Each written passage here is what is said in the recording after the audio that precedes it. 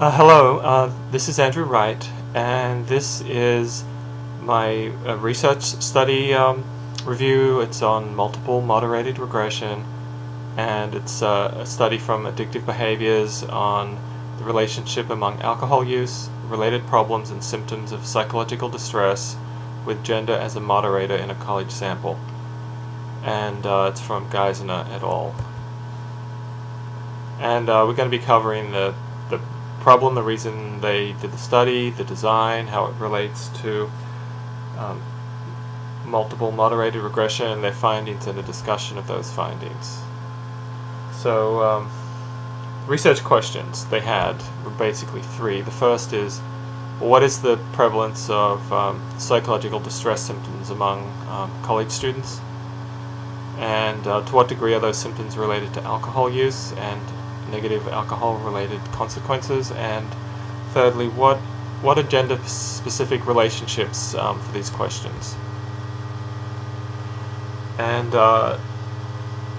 so, why do the research? They said that, well, drinking's really common among college students, and up to 50 are considered to be heavy or binge drinkers, and those drinkers are at high risk for negative consequences.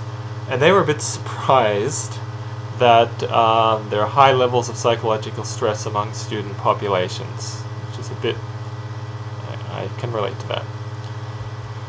And so, just a couple of jokes here before we press on, but you'll see how they tie in. So if you can't read it, it says, well, the good news, he got a 3.0. The bad news is it's his blood alcohol content. If you can, there's two guys talking in an office. What, you don't have a college degree? Where did you do all your drinking? And so, what do these jokes have in common, apart from a bit of brevity around excess alcohol consumption? Well, the obvious thing is they're both referring to male college students who drink too much. And something that's interesting is that you don't often see jokes about females doing excessive drinking. It's regarded differently from society, and perhaps for good reasons, but it is. And so that's something we all, or most of us, know on a just societal level. There is a difference between men and women around drinking. So the variables they selected were, the independent variable was alcohol consumption, the moderating variable was gender, and the dependent variable were a kind of gamut of psychological symptoms. They had a few different tests that they used for that. Measures, we'll talk about that in the measures. And so, well, why choose these variables? So, they noted that past studies have revealed that there are gender differences in drinking patterns and mental health problems. But the authors say that the link between the two in college students is not as much studied, and that preliminary research had suggested that there is a relationship between drinking and mood, and it might be stronger for men than women. So what they expected to find, they laid this out right up front. They expected they'd find that men drank more alcohol and more frequently than women, that women would have more symptoms of psychological stress than men. Then that comes back to the self-reporting. And the symptoms of psychological stress would be positively related to both alcohol use and alcohol-related negative consequences. So why did they choose moderated multiple regression? Well, the researchers wanted to know whether gender would moderate the relationship among alcohol use, alcohol-related problems, and symptoms of psychopathology. So, what's a moderator? It's basically a variable that affects the relationship between an independent and dependent variable. Meaning, in other words, being a woman doesn't make you drink or be unhappy, but it may affect the way that drinking and psychological stress interact, and it may do it differently than for men. And so this is why it's a regression. We have a continuous variable, ordinal and a dichotomous moderator. So the sample, they took 3 West Coast universities, 1,705 sample size is massive, twice as many women as men approximately, and they completed paper or web assessments. So there was no, these are not objective assessments, they're subjective. And they actually ignored or didn't include in the study other factors like ethnicity, age, and so on, which are more objective factors, and that, to me, that would be interesting to see that. I got a little curious about drinking college, and so there is sidelined some research on party schools, and the West Coast has 2 in the top 20, California, Santa Barbara, UC Santa Barbara, Chico State, and then I wondered, well, where is Idaho, University of Idaho, at 74, nationally ranked. Number 1, any guesses? Florida State. Okay, so the data collection. The assessments were composed of 3 instruments. There was a daily drinking questionnaire, so they had to fill in 7 boxes for each day of the week, with alcohol consumption on that day averaged over the past 3 months. So not that easy to go back over 3 months. Then there's what they called the Rutgers Alcohol Problem Index.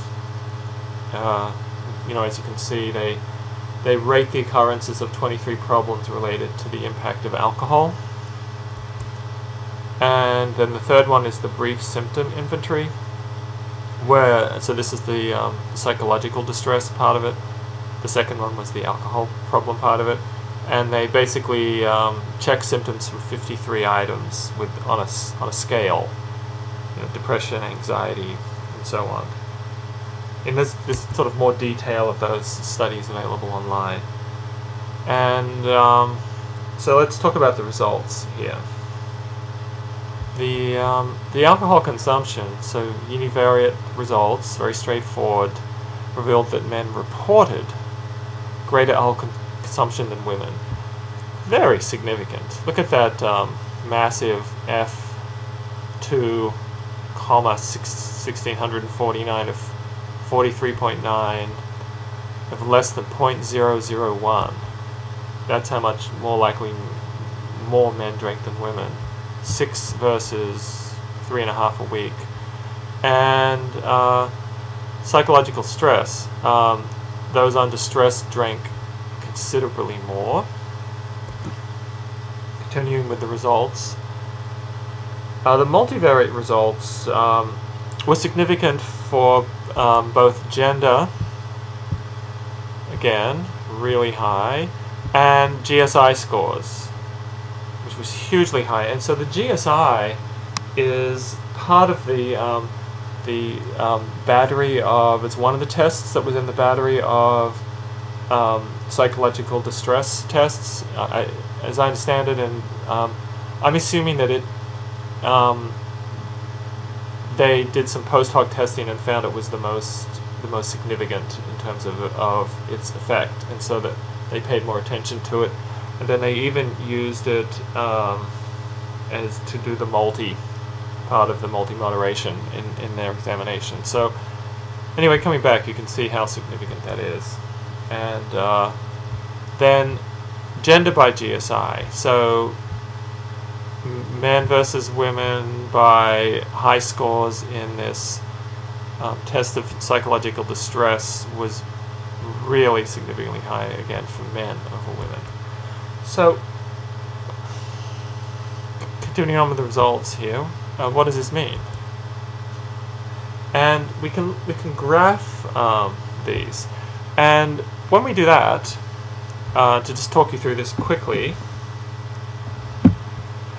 standard drinks per week So, you know, up here on the right, the left, we have the number, and then so low GSI, that's basically very low indication of psychological distress. High GSI. So you can see that the more you drink, this is the correlation, then the more likely the person is to be under distress, and you can see that men are more likely to be under distress than women, and the more you drink, the more problems you have. Quite a difference between the groups, and then the gradient here is much steeper. And then coming over here to the alcohol problems index, so these are when people say problems that could be related to drinking. When people are not experiencing distress, there's really not any difference between males and females.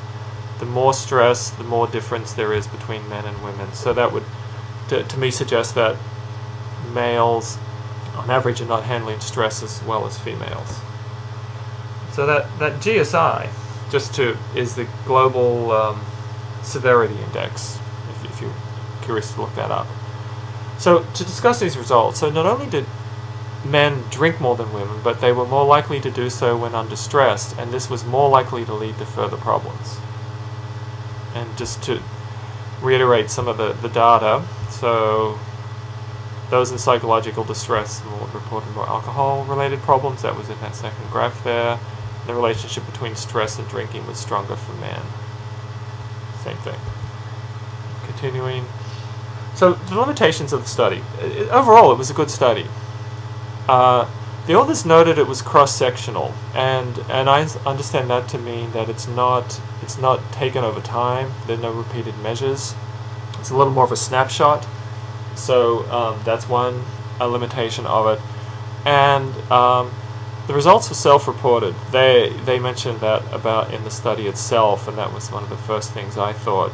So it doesn't really take into account any differences between how males and females would answer the questions, or observe themselves in order to answer the questions, or feel more comfortable about answering them, and nor does it look at any differences or account for in how those under distress would answer the questions, or see the questions, or those who drank a lot would. So objective measures may be better in that regard. The strength of the study, I thought it was good, as I said.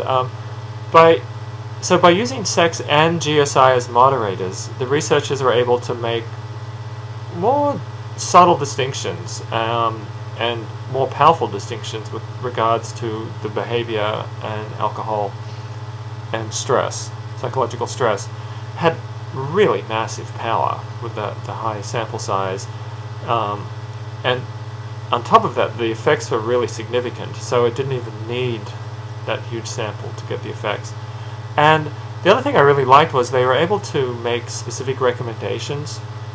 So in most of them were around the support that male students may need around drinking behaviors and around dealing with emotional issues.